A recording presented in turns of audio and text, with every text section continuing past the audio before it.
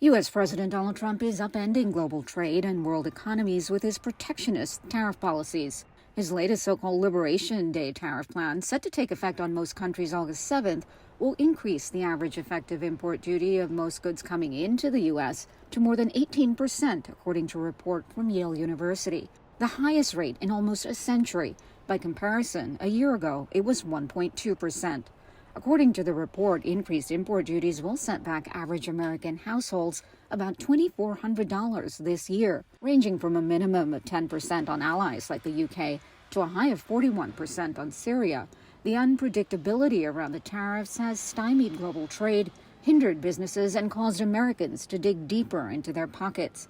Trump's announcement of levies on most countries 4 months ago stoked a front-loading of exports to the U.S. to beat tariffs that provided a temporary boost to some economies, including Asia, and a buffer to American consumers. But that cushion for businesses and consumers is running out, according to U.S. government data released this week.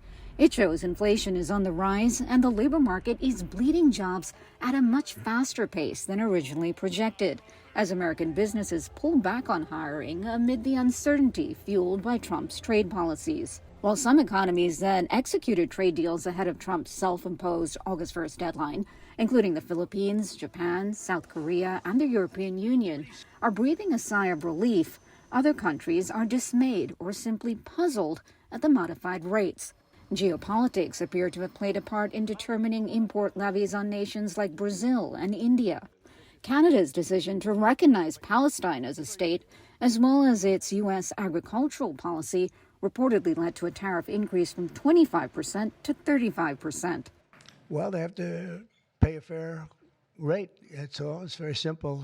They have been charging very, very high tariffs to our farmers, some over 200%. And they've been treating our farmers very badly. They've been treating our country very badly for years. Canada responding in a statement saying, while disappointed by this action, we remain committed to CUSMA, which is the world's second largest free trade agreement by trading volume. Meanwhile, negotiations are still ongoing for some countries, including China and Mexico. While U.S. Treasury data shows Trump's tariffs have generated nearly $125 billion this year, according to Bloomberg, average tariff hikes since Trump returned to office could cut U.S. GDP by 1.8% and raise prices by over 1% over the next 2 to 3 years, making the pain outstrip any potential gain for American consumers and businesses. Karina Mitchell, CGTN, New York.